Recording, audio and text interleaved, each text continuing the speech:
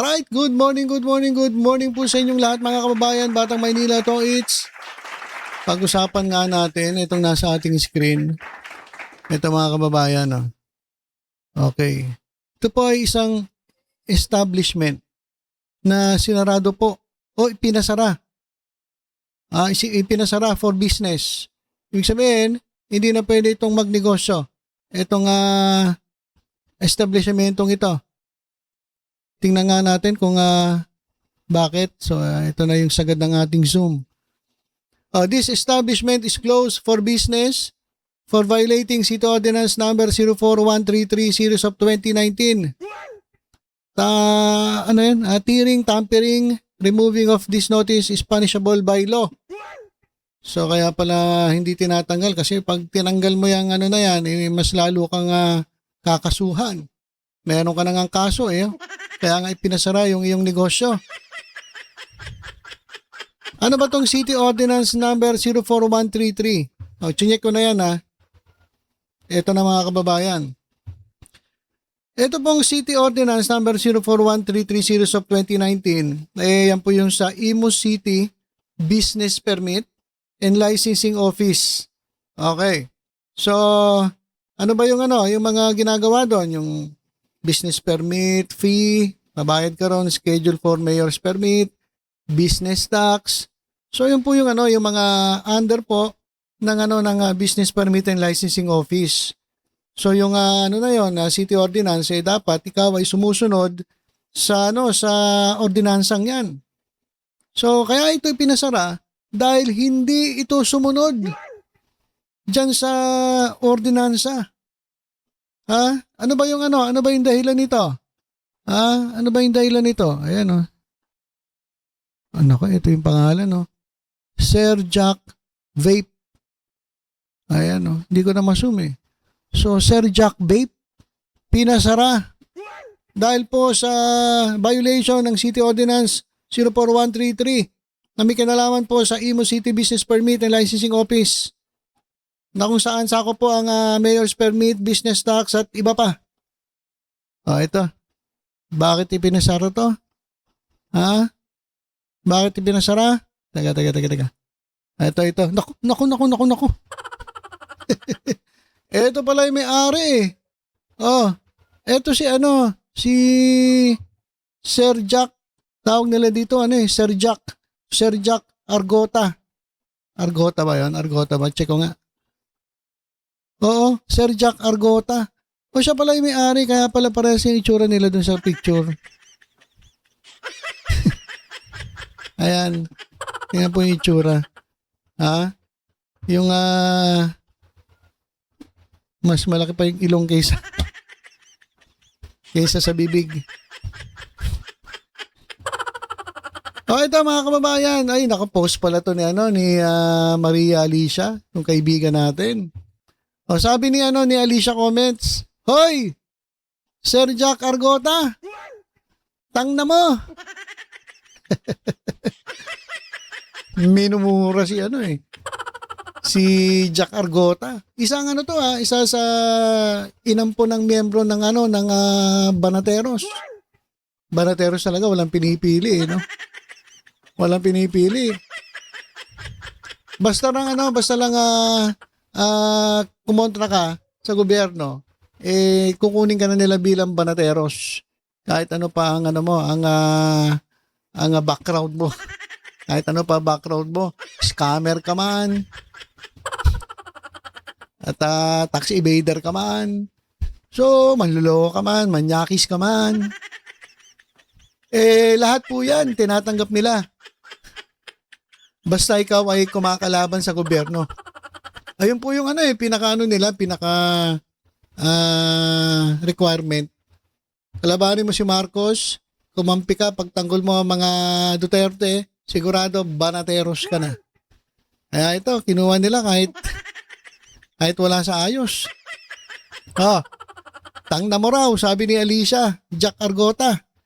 Ano kaya tawag natin dito? Kasi tawag ng iba dito, Sernyak. Sernyak ang tawag.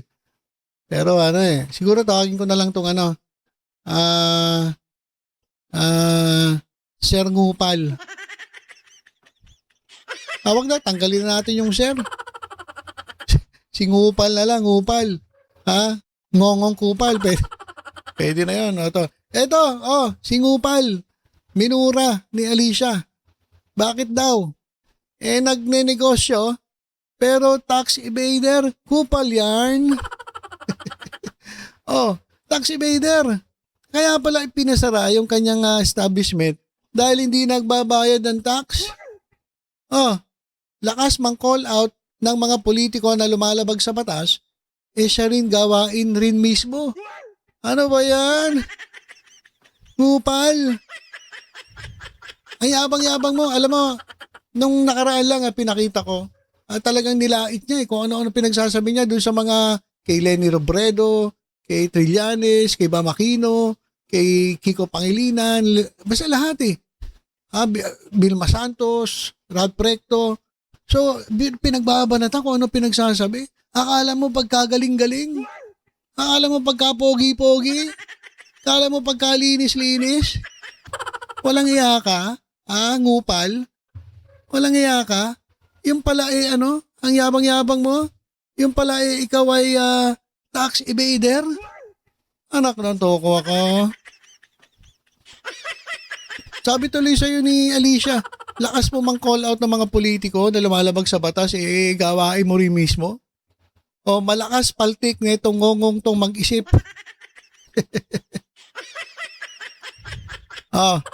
Isa lang masasabi ko, dalawa sira mo. Sira yung uso mo, pati ulo mo sira. Sabi ni Alicia. Babe, gusto. Check. Bayad ng tax, ayaw. X. Kupal, malala. Mas masahol ka pa sa bangag. Sabi ni Alicia. Ayan po si ngupal. Walang hiya ka. Nagnenegosyo ka. Tapos hindi ka magbabayad ng tax. Nga pala mukha mo naman. Nga pala mukha mo Alam mo, linig-linig mo. Mep, gusto. Bayad niyaw. Bayad niyaks. Ayaw. Kaya pala galit sa good governance. Muni nga sa'yo. Ayan deserve, ngongo. Ayan kaya galit siyang kay BBM dahil nilagyan ng tax ang MAPE. Gusto negosyo pero ayaw mag-tax. Nakablock ako sa ngongo na yan, di marunong sa argumento. Kaya lang to mga kababayan Ano to ad hominem. Para sila ng mga DDS ad hominem. Hindi sila nag-uusap o hindi sila nagsasalita o hindi sinasagot yung issue. Ang gagawin nila, binabanata nila yung personalidad, yung naglabas ng issue. Ganun po sila. Ganyan po mga DDS. Kaya ito, welcome na welcome po doon sa kanilang grupong banateros. Kasi pare-pareha sila, mga ad hominem. Ugali nila yan, mga ad hominem. Kapag naiipit na sila, babanata nila yung tao, hindi yung issue. Ganyan po katanga. Kamo mo. Ano man, Lalong-lalo na to, kala mo pagkalinis-linis, yung pala, tax evader ka palang upal ka. Ha? Yan, sabi ni Maria Alicia Comments. At ito, sumagot to si Ngupal. Sumagot si Ngupal. Ito. Ayan sabi niya, ha.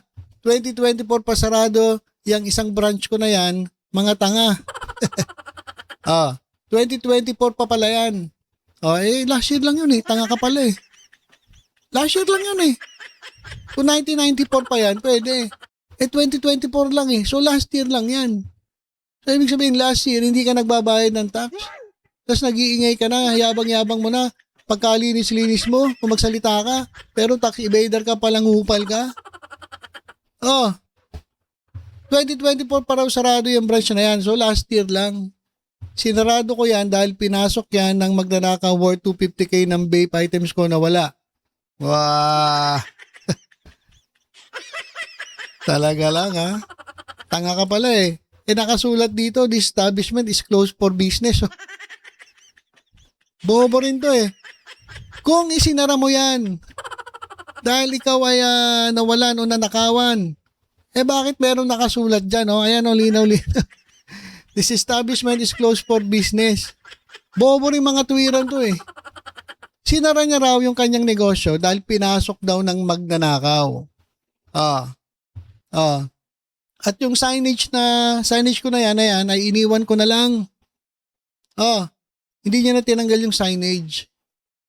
After ko dyan, may umupa na agad pero di na tinanggal ang signage ko. Ha ha ha. Nako.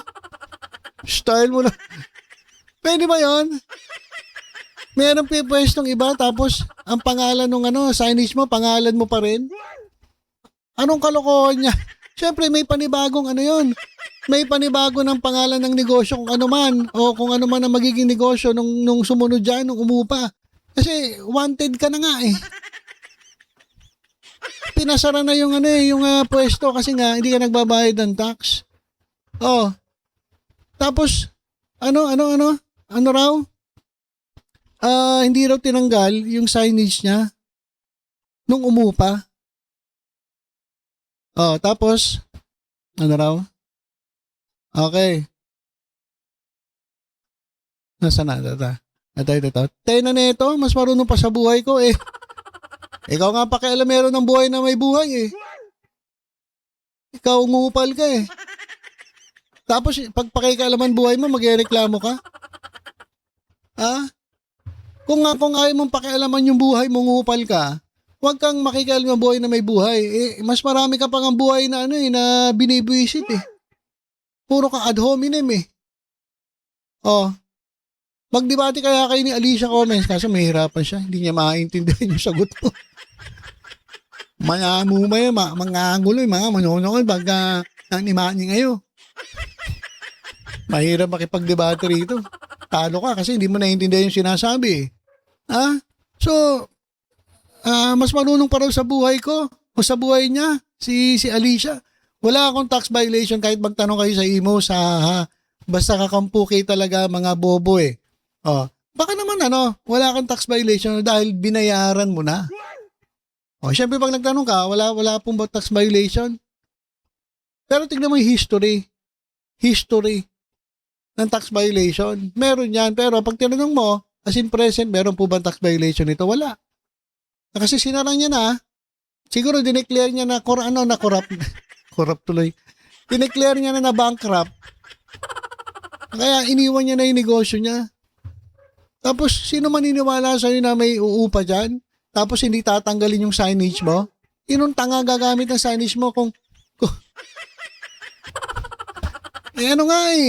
may issue ka nga wanted ka nga violate ka ng city ordinance eh.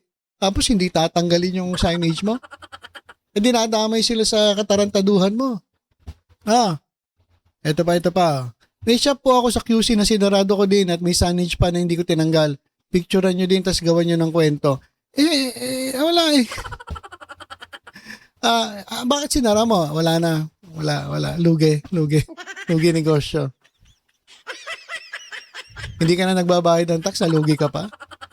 Ano ba yan? Ngupal? Ito. May post pala si Jesus Palsis Sabi rito, totoo ba na business ito ni DDS vlogger Ngupal?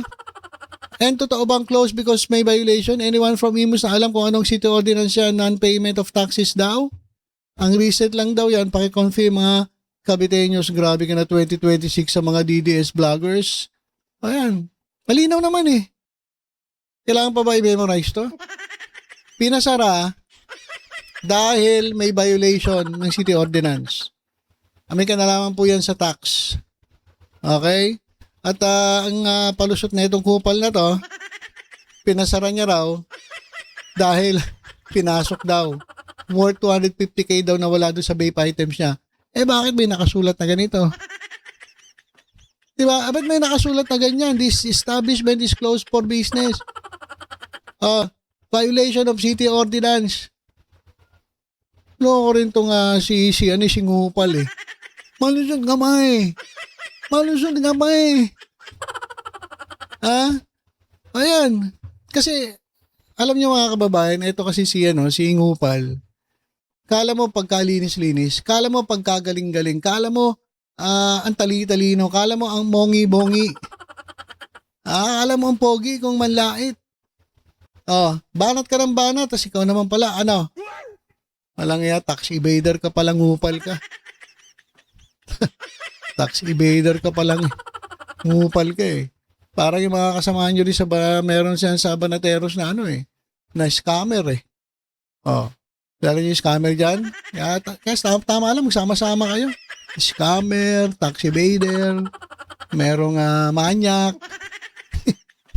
Taragis yan. Sama-sama na lahat ng mga basta DDS vlogger talaga eh. Mga ngupal eh. Ayan mga kababayan. Pagkalinis-linis mo, Brad. Kala mo, ang galing-galing mo. Yun naman pala, tax evader tong ngupal na to. So ayan mga kababayan, na-share ko lang para at least alam ninyo, yung mga nagsasalita. Alam ninyo yung mga nag-iingay. Alam ninyo yung mga bumabanat sa gobyerno. Kaya huwag kayo basta-basta maniniwala kasi itong mga nagsasalitang yan, akala mo pagkalinis-linis, pero tingnan ninyo kung ano ang mga history ng mga kupal na to. Okay, so yun lang po muna mga kababayan. Tutok-tutok lang po dito sa Batang Maynila to. It's mga updates. Ingat po tayong lahat. God bless po.